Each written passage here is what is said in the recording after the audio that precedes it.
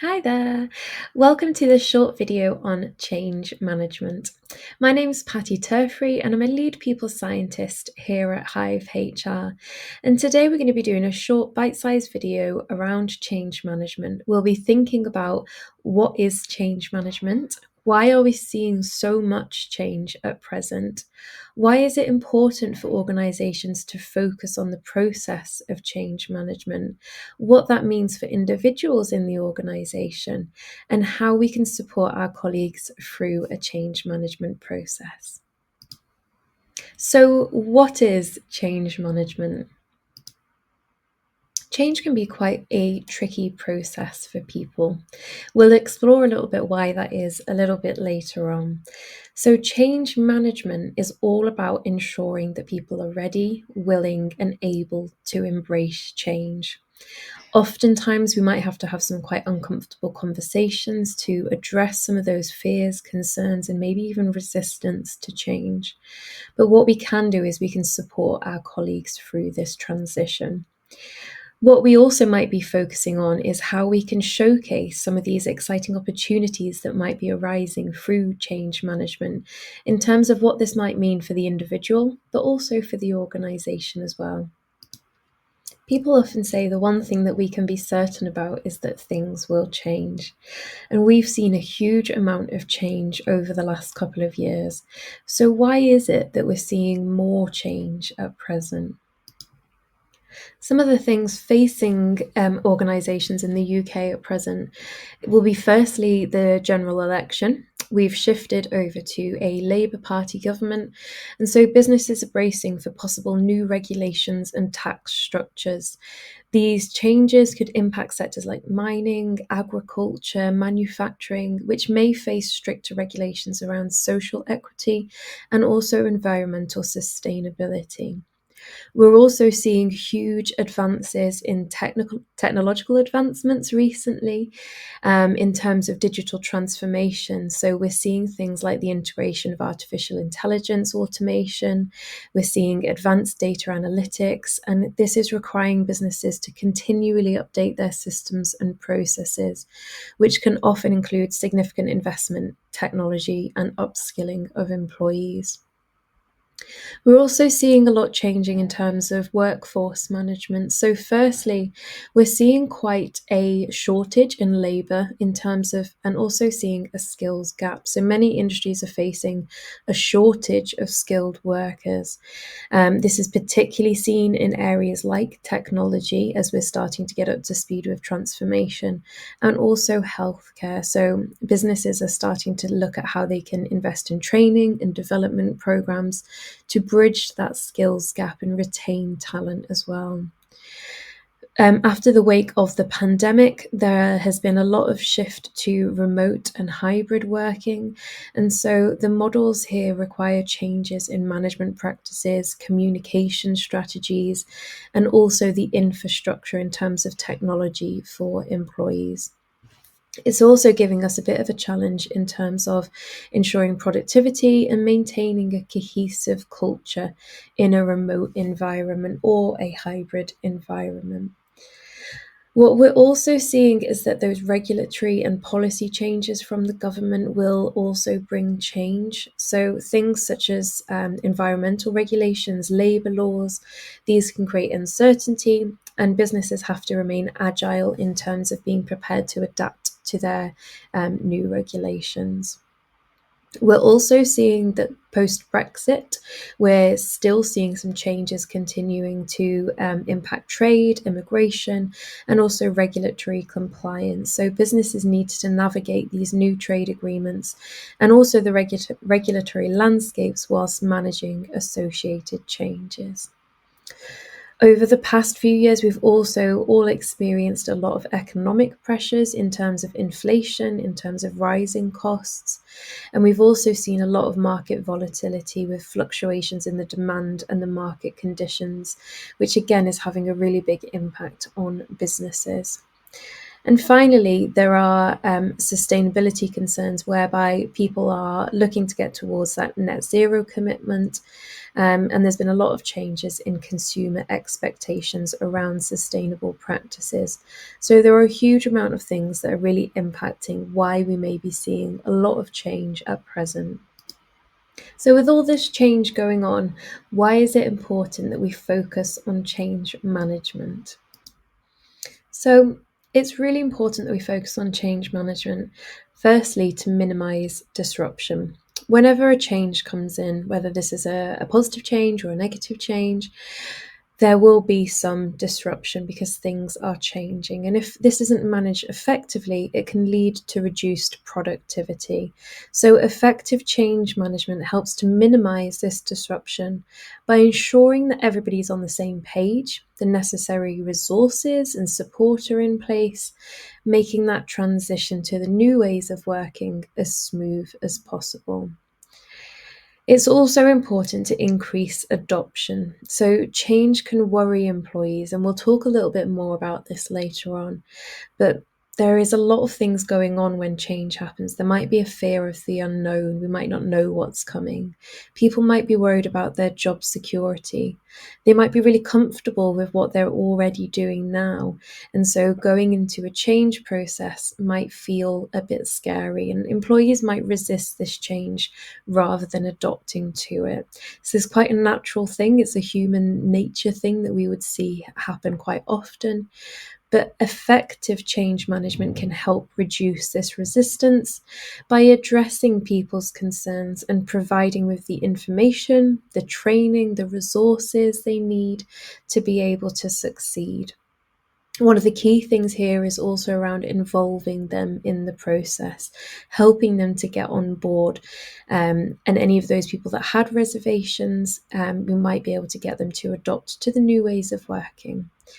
It might also be that some members of your organization become change champions, their role being encouraging others to see the value in the change, to see what's going to happen in terms of making the organization a better place.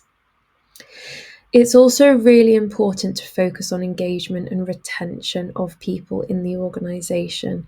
Change can be really stressful.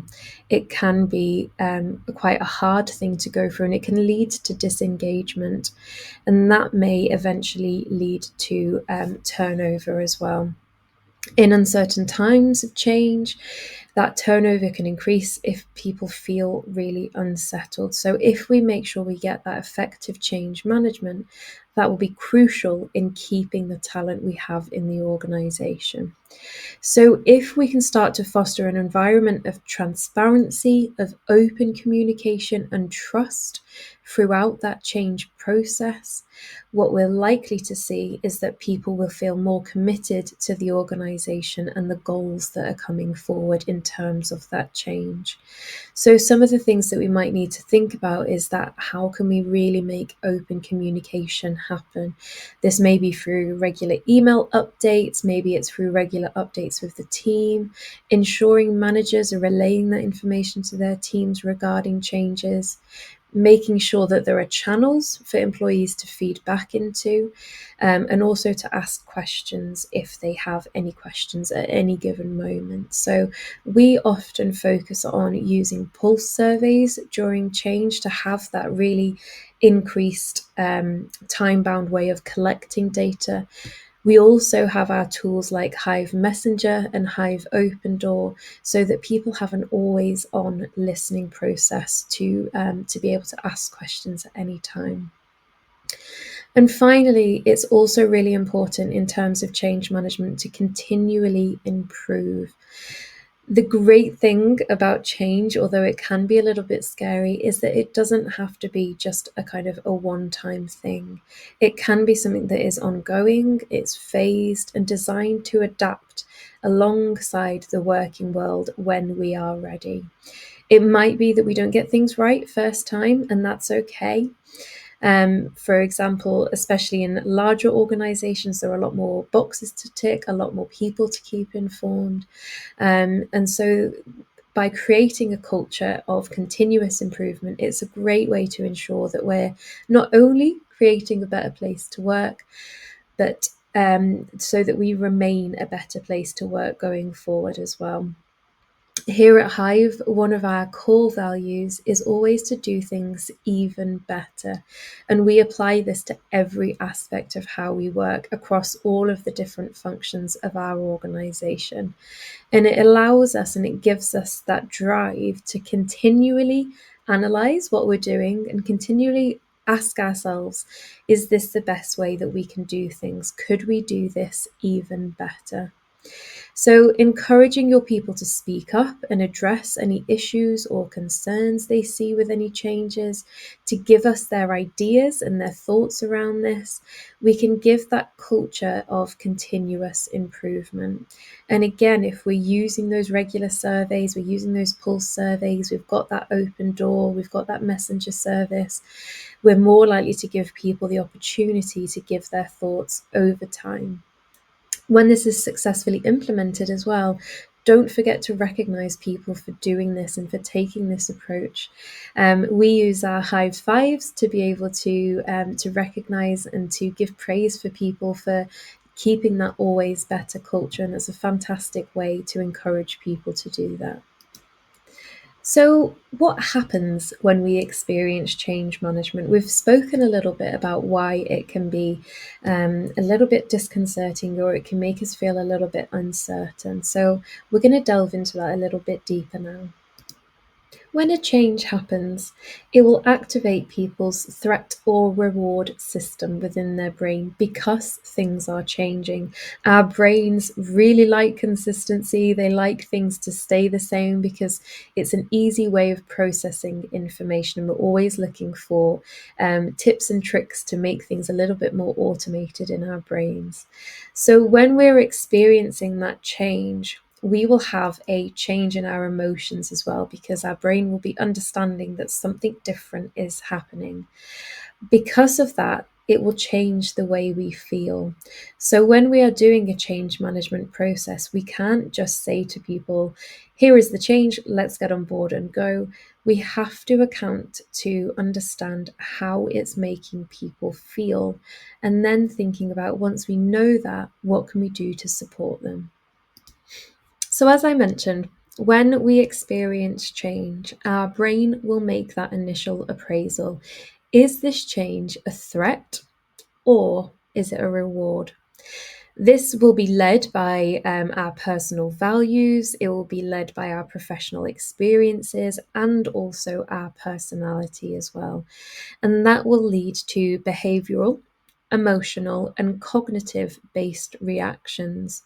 The model that you can see here on the right hand side represents this process. So let's go into a little bit of an example here. So if I were to experience a change and I was to experience this as a reward, I might cognitively think, well, logically, I understand the reason for this change and it's been communicated to me in a positive way.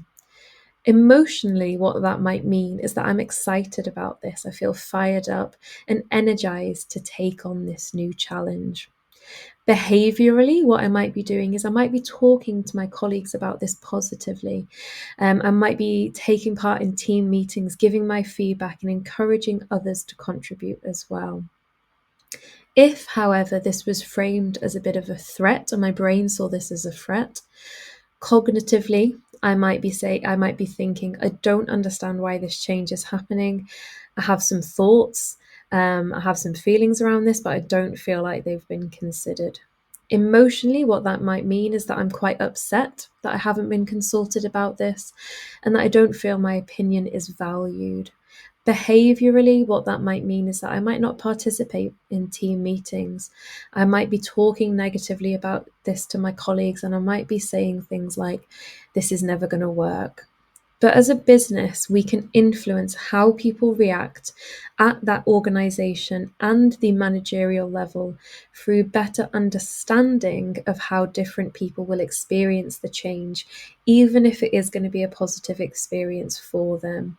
And the key to implementing a successful change program is to involve your people at every step, not just to inform, but to understand how they are feeling before, during, and after the change has been implemented, and acting on those insights provided. And this is where pulse surveys can be really helpful. When we're going through change, a helpful model to help us understand this is the Kubler-Ross change curve, which shows employee self-esteem or their confidence around the change over time. So what we can see is when people start to experience a change process, they might feel a little bit shocked, so they might start to feel a little bit less confident. They may go into denial, this will never happen, we don't need to worry about it because it's not going to happen, and our confidence kind of goes back up a little bit. But eventually we start to see a little bit more, we get a bit more insight around what's happening, and we get that acceptance that things are going to change. This is a really crucial point to be able to support employees because they might get into this valley of despair whereby their confidence might be really low around the change process. And if it stays at this level in terms of this kind of lower level of confidence around the change, we might see that people leave the organization. However, if we know how people are feeling, we can start to support them and know what we need to do to give them that confidence and to give them that assurance that things are going to be okay, which will help them to get to the point of trying things out, help them to get to the point of realization in terms of what this change means, and then integrating this into the business as usual so that we've kind of got through that change curve. It's a really powerful way to use pulse surveys at kind of all of these points throughout the change curve so that we know and we've got real-time information to support people through this. When we're at the end of the change process, this is where we might want to go back to using baseline surveys to understanding the business as usual type situation. So how can we support our colleagues when they're going through a change management process? There are a number of things we can do to support our colleagues going through a change process and make this a really successful piece. First of all, we can plan ahead. So successful change really starts with a solid plan. So identifying the goals, the objectives, the outcomes of the change, and thinking about a roadmap of how we are going to get there. It's important that we include all stakeholders in the planning process and to identify any of those risks and challenges that might arise throughout so that we can plan and look ahead to make sure that if there are any challenges that occur, they're not going to set us back. Frequent communication, and we can't emphasize this enough, communication is key. It's critical when it comes to change management. Communicating the reasons for change, the benefits of the changes made, how and when the changes will be made, and the impact they'll have in an individual level and an organizational level is absolutely essential to increasing adoption and that smooth transition towards the change. We've talked about it a little bit already, but involving employees. So employees are fundamental in keeping work going as we're going through a change piece. They are absolutely invaluable in terms of making this successful. So it is important to include them in the change process and engage them in the decision-making process. Not only does this show that you're really valuing their opinion and their expertise, but it creates a sense of ownership for them and also a sense of belonging. We're all working towards the same goal. The research backs up that this is so important, and I want to draw your attention to two of the top 5 drivers of engagement during change. And that's number 1, being involved in the decision-making process, and number 5, the company providing a two-way dialogue. And here's where it's so important to ensure that you've got a great employee voice in place. When going through change, it would be super easy to use a problem-solving approach whereby we look at what is the problem and how do we fix this. But actually shifting to an appreciative inquiry approach can be really useful during change. We start look at what is working, what's going well on our change process. We ask those questions to the people, our employees who are on the front line dealing with this change. We give them the ownership and the collaboration to tell us what is working. And we help by having open conversations to leverage the positive of what we're already seeing. This gives people that voice and it showcases why it's so important to hear from them. And one of the key ways that we recommend having that open dialogue, having that two-way dialogue with colleagues, and making sure that we're hearing and we're involving employees in change is to use a pulse survey or many pulse surveys throughout a change process. These are short, they're sharp, they're more frequent. They give us a temperature check so that we can spot those trends that need immediate attention. If we're thinking of that change curve, it enables us to understand what do we need to do to support individuals throughout each of those processes. We can measure the impact of those changes as well. So as we're going through a change process, is this working? What are we seeing change? We also create a culture of employee voice by giving people regular opportunities to feedback. And it helps give us those insights about what we need to do to drive meaningful change. It gives people more opportunities to feedback, and we can use it before, during, and after a change management process to understand how we have done in terms of that and what we can do in the future to make that even better. Thanks so much for listening. I hope you found that really useful. Bye for now. Thank you.